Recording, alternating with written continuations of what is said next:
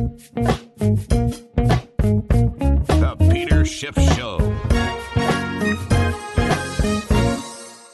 I'd like to thank Indeed for supporting my podcast. Indeed is the job site that makes hiring as easy as 1, 2, 3. That's post, screen, and interview all on Indeed. If you're hiring, then you need Indeed. Get started with a free $75 sponsored job credit to upgrade your job post at Indeed.com/Peter. Offer valid through September 30th.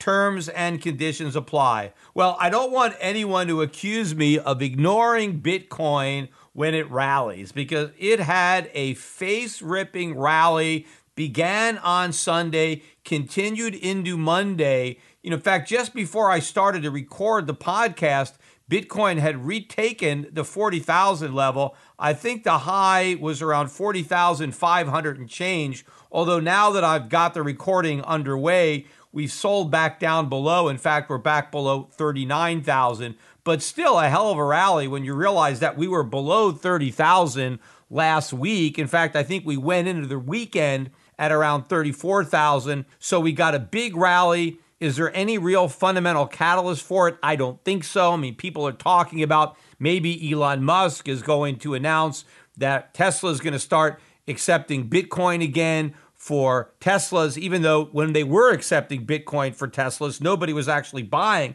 any Teslas with Bitcoin. And even if they decide they're going to accept Bitcoin, they're not going to be selling any Teslas for Bitcoin. It's all a bunch of nothing. It's all hype to try to prop up the market. But that's part of the rumor. There was some rumor that Amazon was looking to hire somebody to work on, their digital strategy or cryptocurrency. And, maybe Amazon is going to start taking Bitcoin. I don't think there's any fundamental reason for the rally. To me, it's all technical. I think there were a lot of shorts that were looking at this big head and shoulders top forming that I had been talking about. They probably jumped the gun a little bit, assumed it was going to break down, got short, got trapped, light volume over the weekend. They got squeezed.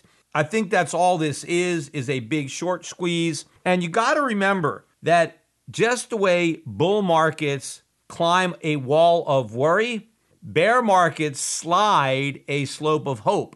And it's these face-ripping, short-covering rallies that create that hope. You always get some of the biggest rallies in bear markets, just like you get some of the biggest crashes in bull markets. That scares out the weak longs. Well, big rallies in bear market scares out the weak shorts, and it suckers in some more buyers, but more importantly, it creates the hope that the market has bottomed out. And so it keeps a lot of people on board who might otherwise throw in the towel and sell when you get these rallies and all of a sudden you start talking about the moon again and people start thinking about how quickly Bitcoin can rally and they're convinced that we're at a bottom. It keeps a lot of people on board. It's kind of like boiling the frog, right? You don't turn all the heat up too quickly because the frog will jump out of the pot. So you want to turn it up slowly so he stays in there and cooks. And that's basically what the market is doing with the hodlers. It's making sure that they don't jump out of the pot, that they stay in there and they get cooked to death as the market continues to grind to new lows, which is what I expect to happen. But, I really don't want to talk about the stuff that's going up today. I want to talk about some of the stocks that are going way down. And these are the Chinese educational companies, for-profit companies that provide tutoring in China to students. And, they trade in Hong Kong, but also there are a few of them here that have ADRs. One of them, Gaotu Technidu Inc., symbol is GOTU. That stock down about 29% on the day to $2.50. 52-week high, $149. So $149 down to $2.50. Obviously, the news started to break earlier than over the weekend that China was cracking down on these companies. Look at New Oriental Education and Technology, down 34% today, $1.94. 52-week high, $19.97. So again, down 90% from its high on that one. Another stock, Tal Educational Group down 27% today, closed at 440.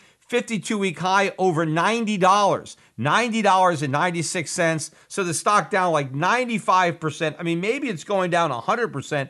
Maybe all these companies are going bankrupt because basically the Chinese government is outlawing their business model. And their business model is tutoring students, helping Chinese students get smarter, be better educated so that they're more productive workers. Why on earth would the Chinese government be outlawing such a noble business as educating young people? Well, the reason I want to talk about it is as another example of all of the stupid things that governments do, right? Even governments like the Chinese, where the Chinese officials don't have to get elected.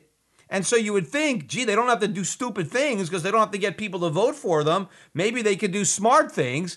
And in many cases, they do. And I think American politicians do even more dumb things than the Chinese, but Chinese government is not immune. Even though they don't have to go to the polls, they still do a lot of stupid things because they do want the public to support them. They do want the people to believe that the government is doing what's in their best interest.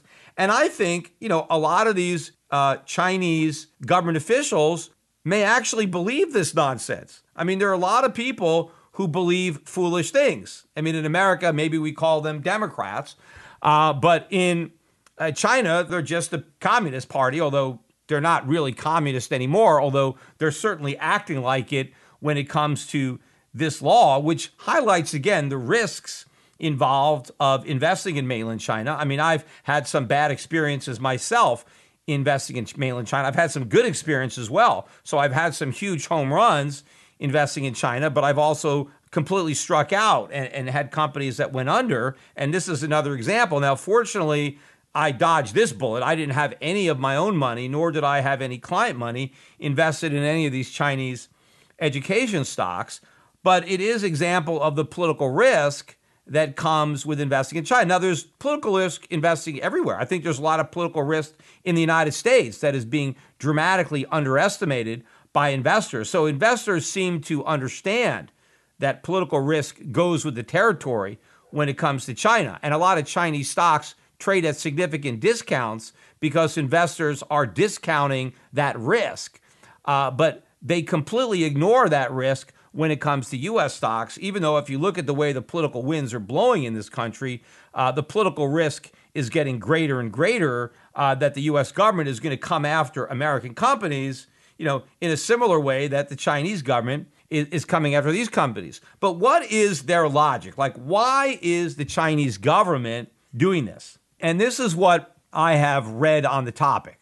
Now, apparently, the Chinese government wants more kids to be born in China. They want the population to grow. Now, this may seem particularly ironic because for a long time, China had a one-child policy, meaning they made it illegal for families to have more than one kid. Now they're complaining that we don't have enough people and we need more people. Well, whose fault is that, right? The Chinese government imposed this ridiculous policy and they've relaxed it somewhat. They've recently went from a 2-child policy to now 3 children. But if they really want more people, why have a restriction at all? Why not get rid of it? Why not let families have as many kids as they can afford, as many kids as they want? I mean, there may be some families now that are up to their limit at 3 kids that would have a 4th kid, that would have a 5th kid, but they can't because the law makes it illegal. So get rid of the law, number one, right? It shows you how ridiculous it is. On the one hand, they're claiming that they want more kids to be born. On the other hand, they have a law limiting the number of kids that are allowed to be born, right? Now, of course, we do the same thing here. I mean, we have contradictory policies. I mean, we spend a lot of money trying to encourage people not to smoke, and then we spend a lot of money subsidizing tobacco farmers to grow tobacco, right? So there's a lot of mutually contradictory policies that the U.S. government pursues. So it's not just China that does stuff like this. This is something that governments all around the world do. Their left hand has no idea what their right hand is doing. But the rationale now is that the Chinese government thinks that one of the reasons that families are not having more kids, apart from their own restrictions on the number they can have, is that it's expensive to raise kids and that the cost of raising kids is going up. And because the cost of raising kids is going up, families are choosing to have fewer kids because it's too expensive to raise them, right? And of course, that is true. Families in general, when they're not on welfare, when they're having to pay for their kids themselves, they do a cost-benefit analysis. And there are probably a lot of families that would have more children if it wasn't so expensive to raise them, to house them, to feed them, to educate them. All of these factors are considered when people decide how large a family to have. Now, there are other factors other than cost, but cost certainly is a factor, particularly if you're of a limited income. I mean, I guess if you're very, very rich, then it doesn't matter what the cost is. You have other factors that might cause you to have fewer children, but cost wouldn't be one. But if you're middle class, upper middle class, certainly cost is a significant issue when deciding on the number of children that you're going to have. So the Chinese government is saying, okay, it costs a lot of money to raise children, and therefore not as many people are having as many children. So the solution is we need to lower the cost of raising children. And their brilliant idea to lower the cost of raising children is to make it illegal for these companies to sell tutoring services, educational services for a profit. Because apparently families in China are spending a lot of money on this extra education, which is above and beyond what they're getting, for free at the public schools. Families are paying extra to give their kids an advantage by taking additional coursework, and they're paying money for it. And so the Chinese government is saying, hey, why don't we just outlaw these companies or make it illegal for these companies to offer educational services at a profit, and that will mean that the cost will come down, because the only reason they're so expensive is because you've got these greedy business people trying to make a profit. And so the profits are gouging the customers. And if we could just take the profit out, then the cost will come down, and then it won't be as expensive to have kids because you won't have to pay these huge bills to educate them at for-profit companies. And so people will have more kids because the cost of education will come down, which is absurd on its face. Because profits don't make things expensive. Profits are what keeps things cheap. It's what makes things more affordable. It is the pursuit of private profit that keeps a lid on prices, because companies compete with one another. They're trying to sell their services. There are a lot of these companies in China that are selling these educational services, and they are in competition with one another. And obviously, when you're competing on two things. You're competing on quality, and you're competing on price. Highest quality, lowest price. And then the customers, the parents of the children who are paying the bills, they evaluate the quality and the cost, and they make a decision in the market where they can get the best value. And so because of this competitive market, and because the businesses want to make a profit, and they can only make a profit by offering a competitive product, the pursuit of profit is the pursuit of minimizing costs so that you can maximize your profit by keeping your prices low. The idea that you're going to get lower prices by eliminating the profits is absurd. In fact, the Chinese should already know this, because when they were pursuing that Chinese policy on a bigger scale, their country was broke.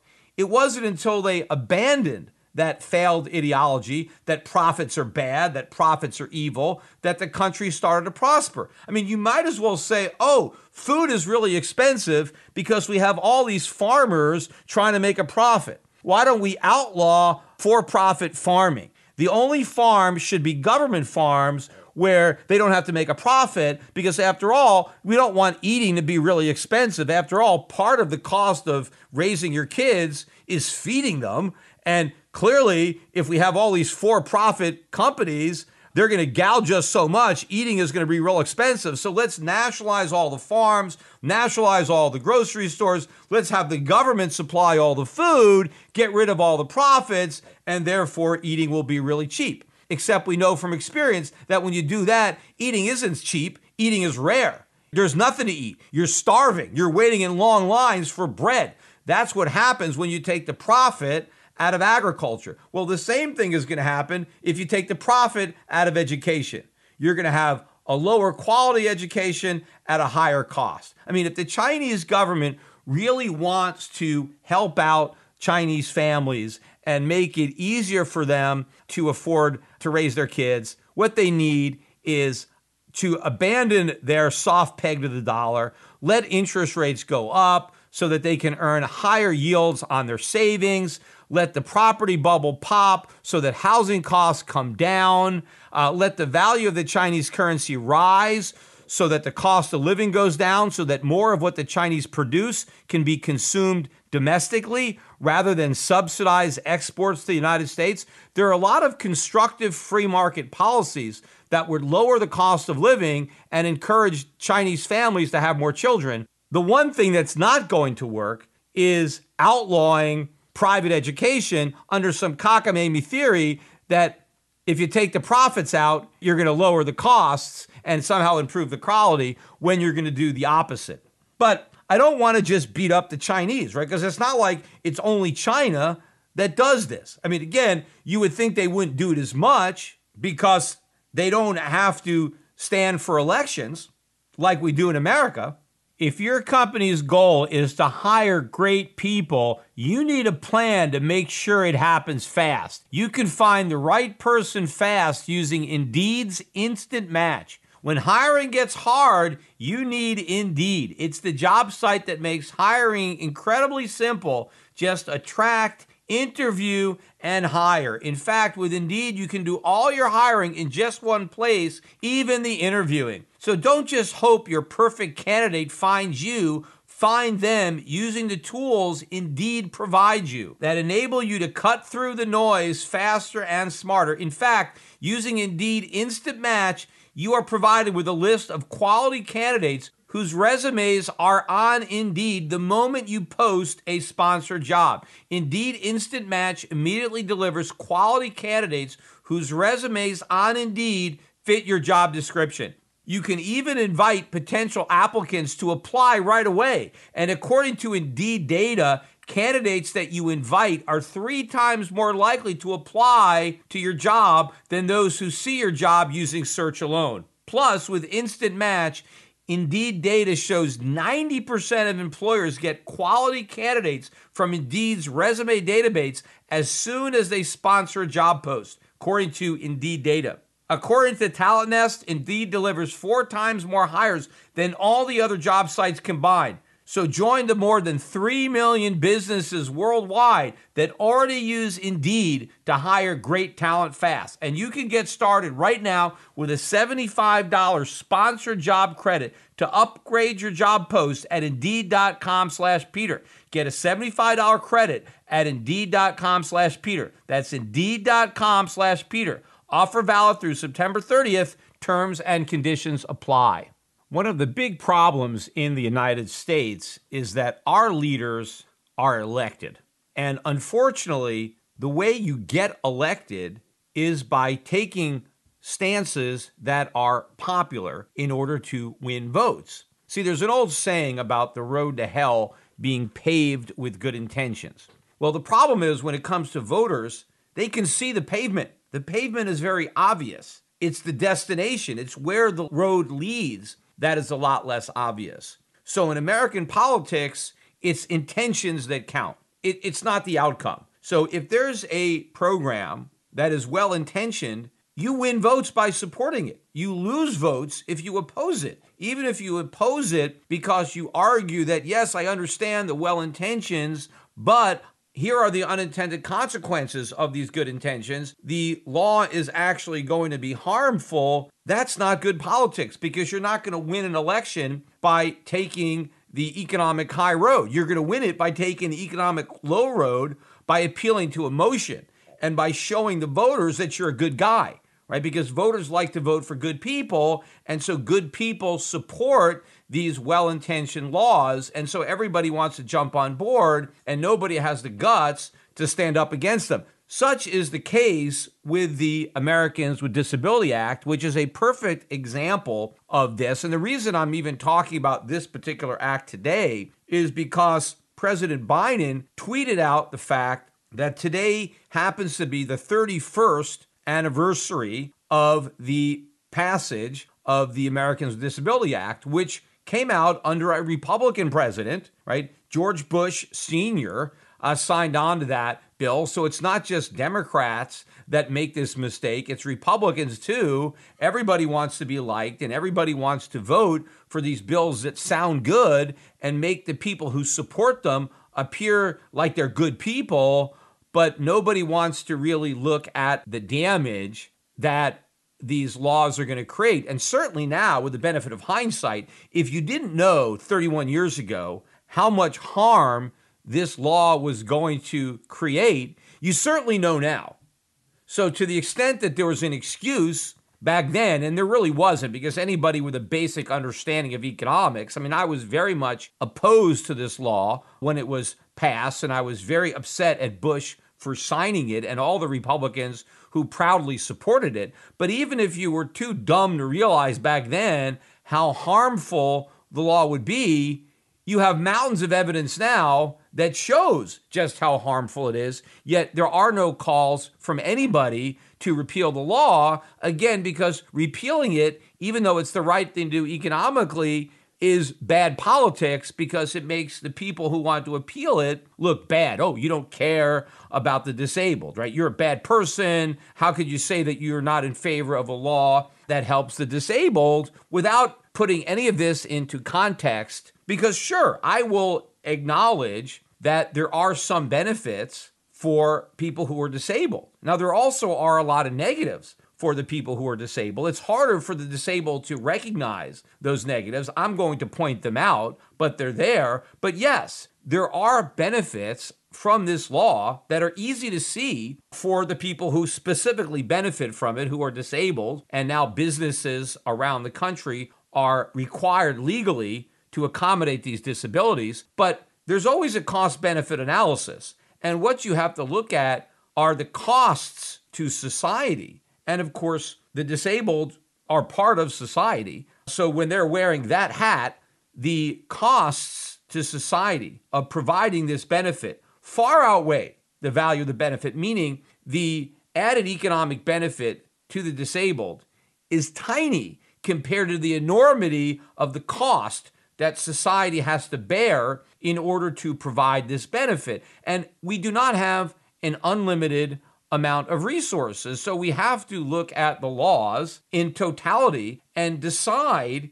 if the benefits to the few outweigh the cost to the many. And when it comes to the Disability Act, it clearly does not. Now, even before I get into the horrible economic outcomes of this law, I just want to touch briefly on the unconstitutionality of the law itself, because clearly there's nothing in the Constitution. You can look at Article 1, Section 8. I've read that article in its entirety on previous podcasts where I've talked about the Constitution, particularly some of my 4th of July episodes. But there's nothing in the Constitution that empowers the U.S. government to pass laws to compel private businesses to accommodate people with disabilities. Now, you can argue that, well, if the states wanted to pass such laws, there's nothing in the U.S. Constitution that prohibits it.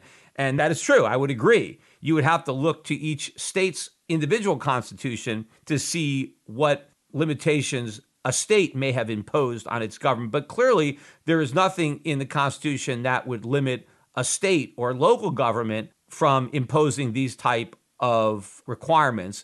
But there is nothing in the U.S. Constitution that authorizes the federal government to blanketly impose these requirements on everybody all over the country. Now, of course, the courts would disagree with me, and they would say, well, you know, the Constitution has a commerce clause, and the U.S. government has the right to regulate interstate commerce. Therefore, they can have the Americans with Disability Act. But that is pure nonsense. I've talked about that on this podcast as well. The Commerce Clause gives the United States government the right to regulate interstate commerce. What it does not do is give them the right to regulate businesses that engage in commerce. But unfortunately, in rewriting the Constitution under the guise of interpretation, the Supreme Court has actually taken that position that by giving the federal government the right to regulate commerce, they also gave them the right to regulate companies that are engaged in commerce. And then other court rulings have expanded that. And they said, you know what? It's not even that they're engaged in commerce themselves. The Commerce Clause now gives the U.S. government the right to regulate any business, even if that business is not directly engaged in interstate commerce. But if something that it does can, in some tangential way, have an effect on interstate commerce. So in other words, they've so broadened this clause as to basically say that the Constitution authorizes the U.S. government to regulate every single business in the country in any matter that it wants. In other words, the Commerce Clause rendered unto the federal government unlimited powers to regulate any business for any reason. Now, clearly, that can't be the case, because the framers, and we know this, they've told us this in their writings and in the Constitution itself, in Article 1, Section 10, we know that the federal government is one of limited powers. The powers are few and defined in Article 1, Section 8. And obviously, a federal government that has unlimited powers to do whatever it wants can't be said to have powers that are few and defined. So the whole thing is completely unconstitutional, but I don't want to make the podcast too much about the legality. Nor even do I want to talk so much about the morality of it. I mean, certainly it is immoral for the government to impose these requirements. It is a violation of individual liberty, individual freedom for the U.S. government to force an American who happens to open up a business, let's say a restaurant, to tell that restaurateur, you have to cater to people with disabilities and you need to make these expensive modifications to your business in order to cater to this particular group of customers, even if that's not something that you want to do. I don't think that that is what happens in a free country. People are free to set up businesses and to cater to whatever clientele they want.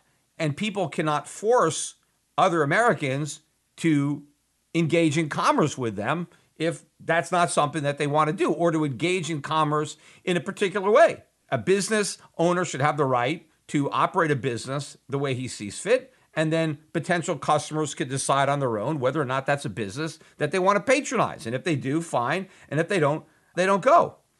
If you have a disability, and I'm certainly sympathetic to anybody with a disability, I can certainly end up with a disability of my own one day. I mean, but for the grace of God, anybody can be in an accident and end up in a wheelchair, or we're all going to get old. And at some point we may be getting around in wheelchairs. Who knows? But when you have a disability in a free society, it's not up to society to accommodate your disability. It's up to you as an individual to accommodate your disability to society. That is how freedom works. It's not about forcing other people at the point of a gun to make special accommodations to you. You just figure out how best to work your disability to accommodate everybody else. I'll give you a perfect example before I even get into the disabilities that are protected under law, because there are a lot of people that call them a disability or whatever, they have something that's different and they have to accommodate their actions to society. One example would be Orthodox Jews who only eat kosher, right? So when they're at home, they have a kosher kitchen. And if you don't know what keeping kosher is, in Judaism, there are some Jews, they're Orthodox, and according to the traditions, you can't mix meat with dairy. And so you have to wait a certain number of hours between eating meat and eating dairy. And in fact, you have to prepare the food. You have to use different pots. You have to use different sets of dishes. Even though you wash the dishes, you can't eat your meat off of the same plates that you eat your dairy, right? So you have to have two sets of dishes. It's complicated to have a kosher kitchen, but, people who are kosher make these accommodations. But obviously, if you're kosher, you have a hard time going out to a restaurant because, you can't expect all the restaurants to be kosher just in case you happen to go in, because there's only a small percentage of the population that's Jewish, number one, but then there's only a small percentage of Jews that are kosher. I mean, I'm Jewish, but I don't keep kosher, and most Jews don't. So you've got a real small segment, a minority of people that are kosher. Now, they're not going to the government and they're saying, hey, we want every restaurant in the United States to keep kosher because it's not fair. I mean, we should have the same rights as every other American. We shouldn't have to limit our restaurant going to just those few restaurants that happen to be kosher. We should be able to go to any restaurant we want in the country and demand that they provide us with kosher meals. Now, people would say that's ridiculous. We're not going to do that. But it's the same thing, right? And why don't we demand that all restaurants keep kosher? Because it would be very expensive for all these restaurants to be kosher, especially if hardly any of their customers are keeping kosher themselves. I mean, most people couldn't give a damn whether the restaurant is kosher or not. So we can't force every single restaurant at massive expense. Now, would it be nice if the Jews who are kosher didn't have to do any research before they went out and, go on the internet and see which restaurants in their neighborhood are kosher and then just dine at those restaurants? Wouldn't it be great if they could just go to any restaurant they wanted and it would be kosher? Oh, sure, yeah, life would be great. But you know what? We have to make choices. We have to limit resources. And it's the responsibility of the people who are kosher to just do a little homework and find the restaurants that are kosher. Now, will there be restaurants that are kosher? Sure, there'll be some. Most of them won't be, but then there's a market. So those Jews who do keep kosher, yes, they're not going to get to go to, maybe there's 100 restaurants in town and maybe only one or two of them are kosher. And yes, so that's where they're going to have to eat. But that's where it's viable because now the business owner there who is making these investments has the ability to get a return on that investment because he's going to get the business of all the Jews who are keeping kosher because they're all going to this one restaurant. If you had like 100 restaurants in the town and there was a law that required all 100 restaurants to have kosher kitchens, even though maybe there's only 10 Jews, there's no way any of these restaurants are going to be able to break even on their investments because they're splitting up the market. There's not enough people for all these restaurants. But if only one restaurant or two restaurants made the investment and then they got all the business, they may be able to come out ahead financially. And of course, society, you're not squandering all of these resources. Now, I know some people are going to say, well, Peter, it's not a perfect example because people choose to be kosher, right? People don't choose a disability. I mean, you're stuck with it. So people, could choose not to be kosher. Well, a lot of people who are kosher would say that it's not a choice. I mean, this is the commandments of God. They're doing what the Lord tells them to do. They don't have a choice in the matter. They've got to do what the Lord tells them. So in a way, it's not a choice. I mean, a lot of people who are kosher would probably prefer not to be. I mean, it's a hassle, but they feel that they have to do this in order to honor their religion. So in a way, it's not a choice. But here's an example of something that is not a choice. What about the person who is born with really large feet? Right? Let's say I've got a size 15 shoe. Is that a disability? I don't know, maybe not, but it's certainly a rarity, right? And it's not something that I have any control over. I'm just born and genetics, that's the size of my foot. Now, I got a big foot. What is one of the drawbacks about having a really big foot? Well, it's going to be hard to find shoes, right? I mean, if I'm going to walk into a shoe store and I'm going to see a pair of shoes that I like, what are the odds they're going to have it in a size 15? Probably not very good. I mean, they may not even make it in a size 15. And if they do, what's the odds that any given store is going to stock a size 15 just on the rare chance that Bigfoot is going to walk into the store and want to try on a pair or even buy a pair, right? Probably not that high. I mean, if you have a size 9, you have a size 10, 8, whatever, yeah, you can pretty much go to any shoe store and they're going to have your size. If you've got a foot that's within the normal size of a male foot, businesses are going to invest in that inventory because they're probably going to sell it. Now, does that mean that people that have size 15 feet are just walking around barefoot because they can't buy shoes? No, of course not. Because there are some stores, these big and tall shops, that will stock that size. Why will they stock that size? Well, because they know the people who have these big feet can't just go to any shoe store. They got to go to these big and tall stores. And the big and tall stores advertise, hey, Sasquatch, you got a big foot? Come on in. I've got you covered. We've got all these size 15s. And so now all the people with these big feet, even though there's not that many of them, well, they all go to the same stores. And so now it works economically. Is it inconvenient for the guy that has big feet? Sure. Yeah, it's not fair. He'd probably rather have a size 10. But you know what? He's got size 15. Maybe there's some other benefits that come with those big feet, but one of them isn't shopping for shoes, so he's got to accommodate. Even a very big Democratic president, John F. Kennedy, one of his best quotes, life isn't fair. That's true. It's not fair, right? And so you just got to make do. You got to play the hand that you got dealt. And you got big feet, well, okay, you got to go online and you got to find the stores. In fact, with the internet now, it's even better for people with big feet. You just order the size 15s and they ship them to you. You try it on, you don't like it, you send it back. No big deal, right? But what if the people with big feet, right, that got written into the Americans with Disabilities Act as a disability, and the law said that every single shoe store has to carry every single possible size that anybody could wear.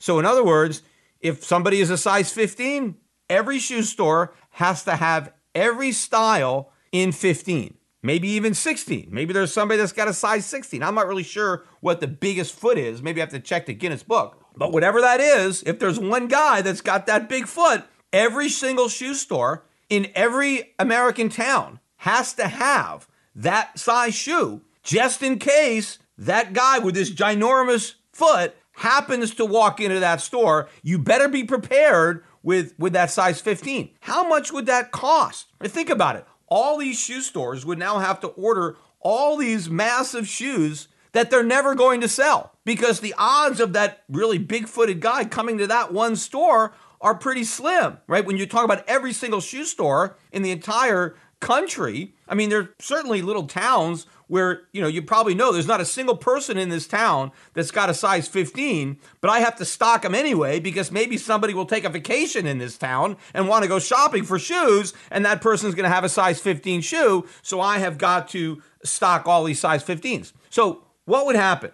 The shoe store would now have to raise prices on all of the other shoes, the size 9s and the size 10s, right? They'd have to raise the price on the shoes that they are selling to make up for the cost of inventorying all these shoes that nobody is buying, right? This is the idiocy of it. So again, nobody is going to say, yes, Peter, let's require all the shoe stores to accommodate this disability, right? Because obviously it's too expensive, even though the person who's got a size 15 shoe was born with that, malady, born with that disability. We're still saying it's up to that person to accommodate it. He doesn't have the right to demand every shoe store stock size 15. He needs to go and do research and just go to the shoe stores that have size 15. Well, why should it be any different for people in wheelchairs, right? Why is it that just because I'm in a wheelchair, and let's say it's me, let's say something happened to me and I was in a wheelchair, whatever. I had an accident, I had a car accident, I fell off a horse, whatever. And now, I'm paralyzed from the waist down and I'm in a wheelchair, right? It could happen, right? So now I'm in a wheelchair. Why should I now have the right to demand that every single restaurant in every town in the United States accommodate my disability, whether I go there or not? Why should I force that? Everybody, just in case I happen to go to your restaurant, you need to accommodate me, right? Your parking spaces need to accommodate me. Your bar counters need to accommodate me. Your bathrooms need to accommodate me. You have to accommodate me at whatever the cost is.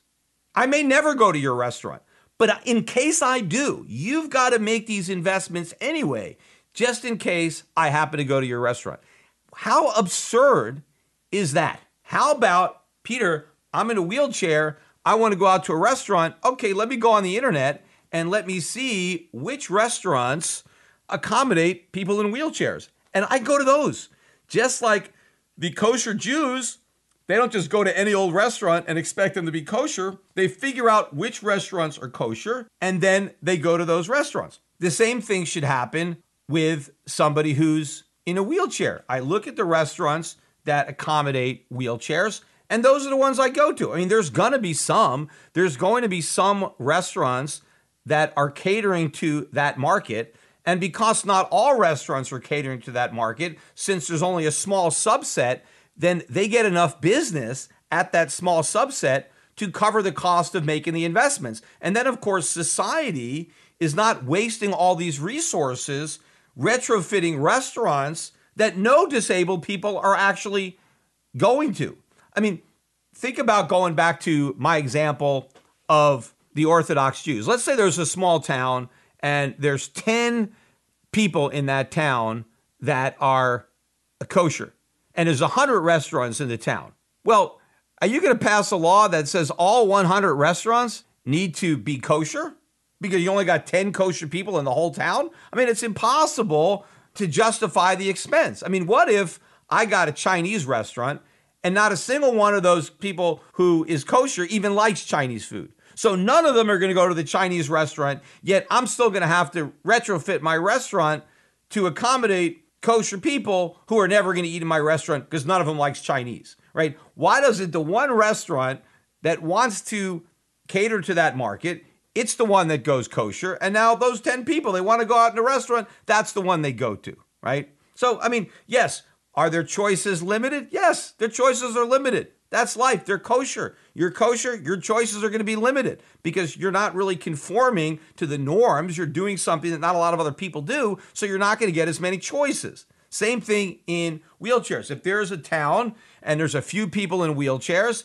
they are not going to be able to go to every single restaurant if they demand that every single restaurant accommodate them. But there will be maybe one or two that will, because now if you have all the people in wheelchairs just going to those same few restaurants, then those restaurateurs will be able to earn enough money to cover the costs of these modifications. Now, maybe some of the people in wheelchairs, they won't care. Hey, I'll eat in a restaurant even if it doesn't have an easily accessible bathroom. I mean, I'll make do with the bathroom they've got, or maybe the grade on the parking space isn't exactly up to code. But you know what? I don't care. I'm going to go there anyway, right? So it's not like you even have to comply with all of these rules in order to be able to use the establishment. In fact, one of the things you have right now with the Americans with Disabilities Act is you have a whole cottage industry of people that are shaking down small business owners, where people with disabilities, let's say somebody in a wheelchair,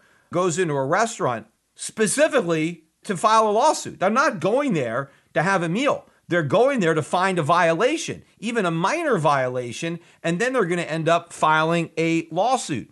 And the problem with these Americans with Disabilities lawsuits is it's so expensive for the small business to defend it. And if they lose, and they easily could lose on a technicality, right, the liability is huge because it's not just the loss to the customer who somehow felt he was discriminated against based on the fact that you weren't providing the legally required accommodation, but you have to cover all of the costs of their attorneys. And the attorney's fees can dwarf what the actual damage is. And then you've got to pay your own attorney's fees. So this is really legalized extortion. So what ends up happening is the small business owner has to write a big check to this lawyer to avoid being sued. And, you have this going on throughout the economy. You have small business owners writing all these checks. Well, they're writing all these checks for blackmail to lawyers. Well, what are they not doing? They're not investing more productively in their businesses, which would result in a more efficient economy, more jobs that are being created. Look, all these restaurants that are going out of business, I mean, COVID is just the latest nail in their coffin, but other nails have been the Americans with Disabilities Act. A lot of small businesses have been put out of business because they can't comply with the Americans with Disabilities Act. And it's not just, restaurants. I mean, I've read articles about miniature golf courses that are closing because they can't accommodate the miniature golf course to wheelchairs. I've read articles and stories about motels around the country that actually fill up their swimming pools with concrete because it's too expensive to make these swimming pools accessible to people in wheelchairs. So it's better to just get rid of the swimming pool entirely. You see, the government is fine. If you've got a swimming pool and you make it so nobody could use it, well, the government's fine with that. What they don't like is if you have a swimming pool that only people who don't have wheelchairs can use. See, that's bad.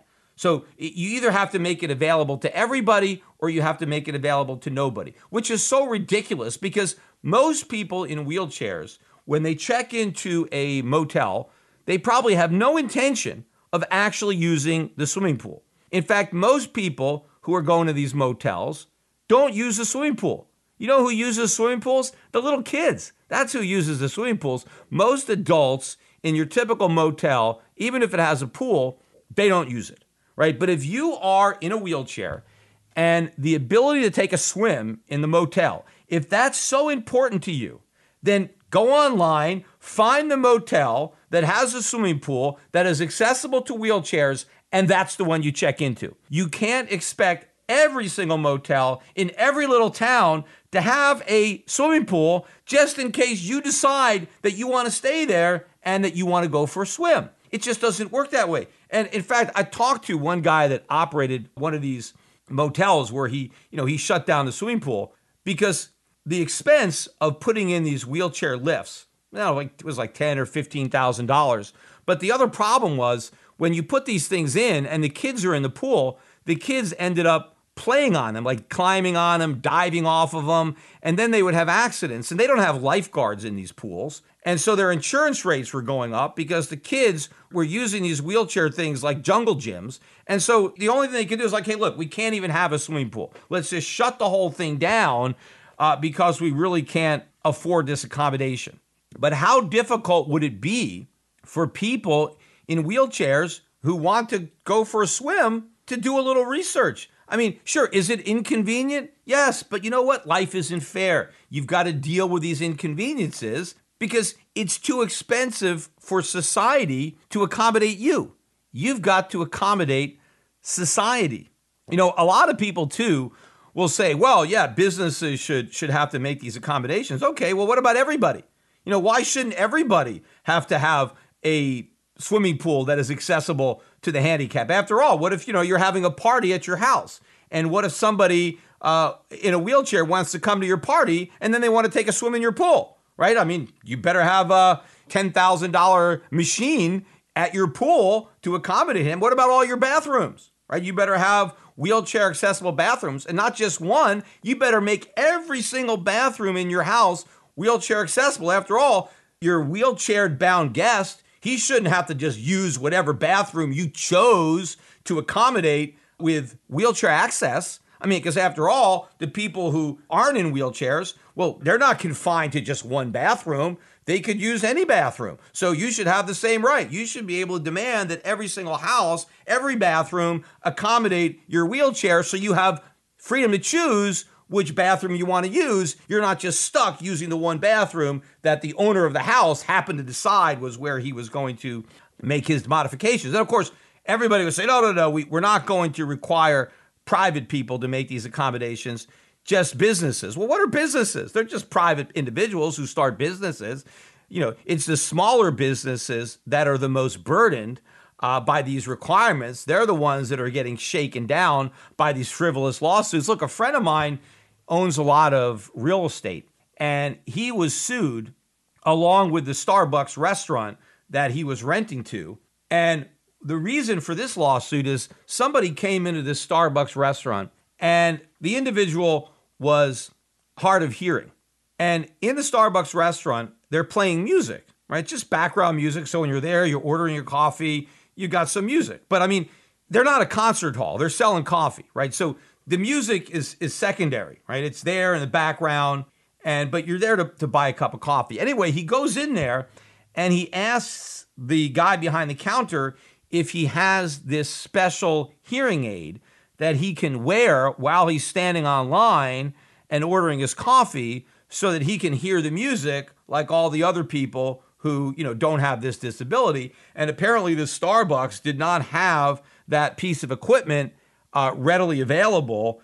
And so this individual had to order his coffee without being able to enjoy all of the music that was playing in the background. Then the guy filed a lawsuit against the Starbucks and my friend for being the landlord that owning the building that Starbucks was renting. And so they're both getting sued for violating the Americans with Disabilities Act because they didn't have this hearing aid, which is ridiculous. Look, if you are hard of hearing, then buy yourself a hearing aid and then take that hearing aid around with you. You can't expect every single business to have a pair of, these hearing aids in case you decide to go in. You carry it around. You just buy one. Every single business is going to have to stockpile these things. I mean, does that apply to elevators? I'm sure it does. I mean, you go into an elevator, it's got music playing. So is every building that has an elevator, are they supposed to have some guy standing in front of that elevator with hearing aids to pass out just in case somebody wants to use the elevator, is hearing impaired? I mean, how much extra is that going to cost? I mean, maybe if that's the case, they're just going to have to turn off all the background music. Now, hey, maybe that's not a big deal if, you can't hear Barry Manilow anymore when you're in an elevator. But I mean, so then that would be okay, right? According to the government, as long as there's no music in any elevator, so nobody can hear the music, that's perfectly fine. But if you're going to allow people who don't have hearing disabilities to hear the music, then you have to allow everybody, no matter how much it costs, even though people are not going into an elevator for a concert. They're going into the elevator because they don't want to use the stairs, right? So the elevator really helps somebody in a wheelchair, right? Because, obviously, they have a harder time using the stairs than people who don't need wheelchairs. So they're going in the elevator because they're trying to get to a higher floor. The music is just a secondary thing. But because you're providing an elevator, you also have to provide hearing aids so they can hear the music that's playing while the elevator is operating. This is the nonsense about the Americans with Disabilities Act, not only about all the money that is wasted providing for accommodations that really there's no economies of scale, but all of the money that is wasted on these frivolous lawsuits and all the businesses that end up going out of business that wouldn't have gone out of business but for these lawsuits. Look, I always remember when I was a kid, I used to go to this park or this beach to take my dog. It was up in Malibu. And in order to get to the beach, you had to kind of scale down these rocks. And there wasn't even any steps, right? You really had to scale down these rocks. It wasn't easy to get down. But people went down and, they brought dogs. And so it was kind of like a dog beach. But what used to always piss me off is that I always had to park out on PCH because they had a small parking lot. And usually by the time I got there, all the parking spaces were full, except there were like 3 parking spaces that were never full. They were always empty. And these were for the handicap parking spaces. Now, nobody with a handicap is going to go to this beach, right? If you're in a wheelchair, it is impossible for you to get to this beach. Yet that doesn't matter. You still have to set aside these handicap parking spaces, even though nobody with a handicap is ever going to park in this lot. That's how the law works, right? You're forcing businesses to make accommodations that, A, they may never need because there's not enough people with disabilities who are going to go to these businesses. If maybe there's no people with disabilities who are ever going to go to those businesses, yet they still have to make the full accommodation, even though they have no way to recover the cost. Whereas if we allowed the free market to do it, then the investments would still be made. It would just be made in an efficient manner. And all that would be required is for the people with disabilities to do a little bit of research and patronize those businesses that have voluntarily chosen, right, to go out of their way to make the investments to accommodate their disabilities, and then you reward those businesses by patronizing them. Another example, too, I've talked about before that always just illustrates this perfectly, the absurdity of these lawsuits. I remember reading about a case, and, I'm not making this up, so you can Google this if you want, and you'll read about the case, too. But this was a strip club in Southern California that got sued for violating the Americans with Disabilities Act. And the violation had to do with where the strippers were going to perform. And this particular strip club, their thing was that the strippers were in showers. So they were taking a shower, and underneath the water, they were stripping. Maybe it was inspired by Flashdance or something like that. I don't know, but they stripped under a shower. And these showers were up on these poles, right? So the strippers had to climb up these poles to get into the showers, and then the shower was on top of this pole, and so then the dancers would be dancing in these elevated showers, right? And they would strip. Well, the government sued them because they said that there was no way for a stripper in a wheelchair to get into the shower. So in other words, the showers themselves did not accommodate wheelchair-bound strippers because they had no way to get up to the shower to strip, right? So they got sued. But what nobody is talking about is the fact that none of the strippers are in wheelchairs. So what difference does it make? Why do you have to build showers in strip clubs to accommodate strippers in wheelchairs when strippers are not in wheelchairs, right? I mean, when you are in a wheelchair, there are going to be certain jobs that you're just not going to be able to do by virtue of the fact that you're in a wheelchair, right? I can think of a whole bunch of them. Lifeguard is an example. I mean, how are you going to be a lifeguard on a beach if you're in a wheelchair, right? How are you going to climb up the tower? Even if they put a ramp up there and you can roll yourself up the tower, how are you going to get the wheelchair across the sand, right? Somebody is in the water, they're drowning, you roll down this ramp, but now your wheelchair is in the sand. How are you going to roll this thing through the sand to get to the beach and then pull yourself into the water to the point where you can finally swim? But even if you manage to save this drowning person before they drown, you still got to bring them back to the beach and drag them up and give them mouth to mouth. How are you going to do all that in a wheelchair? So, you're in a wheelchair, probably not going to be able to be a lifeguard. What about a fireman? I don't think fireman is a good job for someone in a wheelchair. I mean, how are you going to, climb up a ladder to rescue somebody from a burning building if you are in fact in a wheelchair, right? So clearly, firemen, they got to be able to walk. You can't do that job. You've got to, if you're in a wheelchair, you just have to accommodate yourself. There are certain jobs that you can do in a wheelchair, no problem. And there are certain jobs you can't, right? You're not going to be a professional football player. You're not going to quarterback in the NFL if you're in a wheelchair, right? I don't care. You could be a great arm. You could throw the ball, but you're down in the wheelchair. You're not going to see over the line. You're not going to quarterback in the NFL. In fact, a lot of people who aren't in wheelchairs might want to quarterback in the NFL. Hey, I'd love to be an NFL quarterback. Ain't going to happen, right? You have to know your own physical limitations. There's certain things that you can't do, right?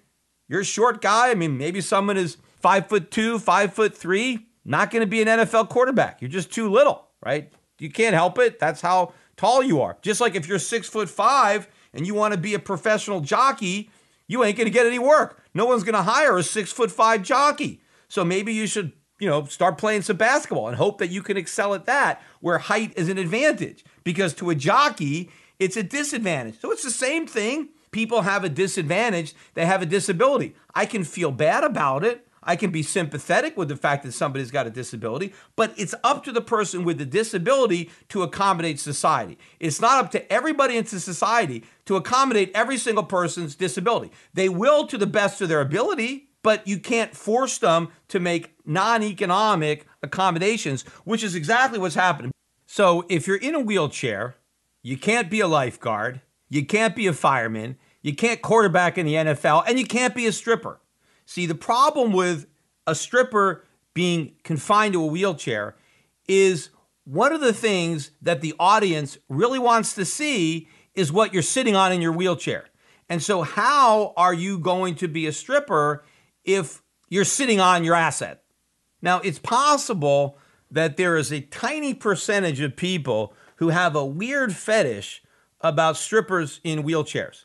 But I don't think there's enough of those people to build a business, meaning that the strip club cannot afford to make that investment to cater to such a small minority of potential patrons. So this lawsuit that got filed, it wasn't filed by a stripper in a wheelchair that couldn't do this job.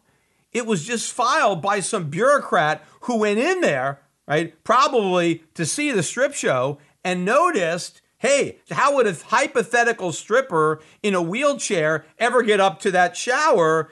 Therefore, they're violating the Americans with Disabilities Act because they haven't made an accommodation that has no practical reason for being made because there are no strippers in wheelchairs.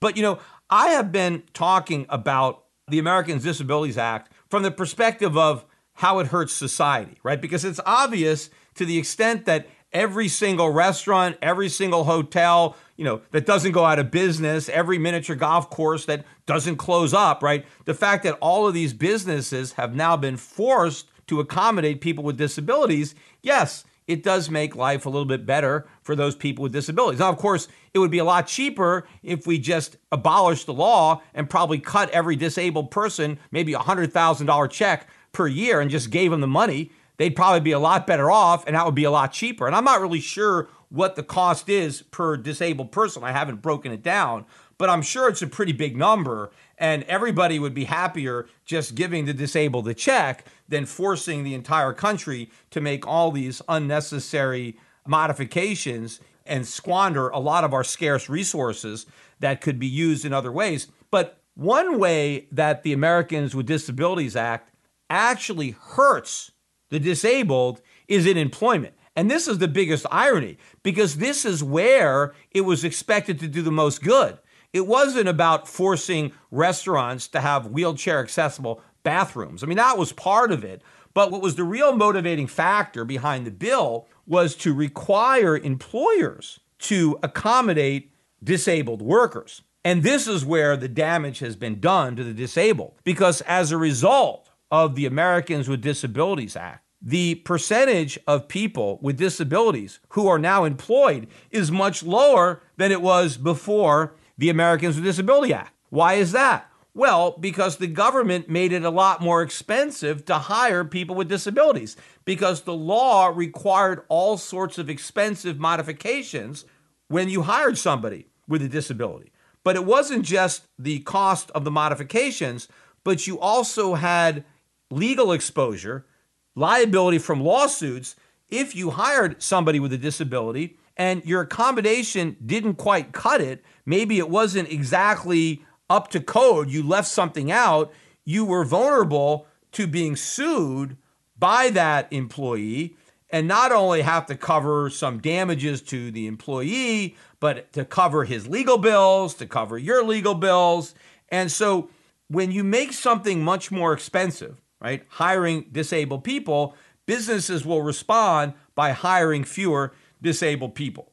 Right now, some people might say, well, then they're discriminating and they can get sued for discriminating against the disabled. Well, that would be very hard to prove because there's not that many disabled people as a percentage of the population. So if I'm a small business owner and I only have maybe 5 employees, and if none of them happens to have a disability, you can't infer from that, oh, I'm discriminating just based on the fact that I have 5 able-bodied employees and none of them have disability. I mean, if you randomly grab 5 Americans, they're not going to have a disability. So you can't just look at that. Now, if I'm a big company and I got 10,000 workers and not a single one of those has a disability, then maybe you can argue that, oh, the numbers prove that I must be discriminating, because otherwise, what's the explanation for not having any disabled employees? But when you have such a small sample pool, the explanation is simple. Well, I just didn't have any qualified people with disabilities apply. Or maybe one applied, but I had a better application. Somebody was better qualified that didn't have a disability, and I hired that person. It wasn't the disability. It were other factors that went into it. And so you're not going to be able to prove discrimination, even if that is the reason. There are probably a lot of small employers that would have gone out of their way to accommodate somebody with a disability, just because in general, most of us do feel some compassion for people that have disabilities. They do recognize that they could find themselves in a similar situation, and they would hope somebody else would make accommodations for them. So to the extent that you can do it economically, you'll do it. But once the government imposed a legal requirement and really raised the bar, a lot of people who might have done something to accommodate the disabled decided to do nothing because it was too expensive and too risky. And so now all the people in wheelchairs or who have other disabilities have just like a flashing neon sign above their head, "Don't hire me, don't hire me." And so that's what's happened. So now you have far fewer people with disabilities getting jobs, and now society has lost the potential benefit of their productivity, and now we have to pick up the extra burden of covering whatever payments they now get from the government because they can't get jobs. And in addition to that, we've imposed this enormous cost on society, on small businesses. It's like another hurdle that small businesses need to overcome in order to survive, or in order to get started in the first place. You have to make these other investments, which in many cases are the difference between a profit and a loss. And there are a lot of businesses that simply don't exist because of the ADA, and a lot of other businesses that have higher cost structures charge higher prices and hire fewer people because of the ADA. What we need is to repeal this law, but it's never going to happen for the reasons I stated at the introduction to this topic, is that politically it's no good. Nobody wants to vote to hurt grandma in a wheelchair, right? Nobody wants to be the bad guy to repeal the ADA. Nobody wants to take the time that I just did to explain the harmful unintended consequences of this supposedly well-intentioned legislation.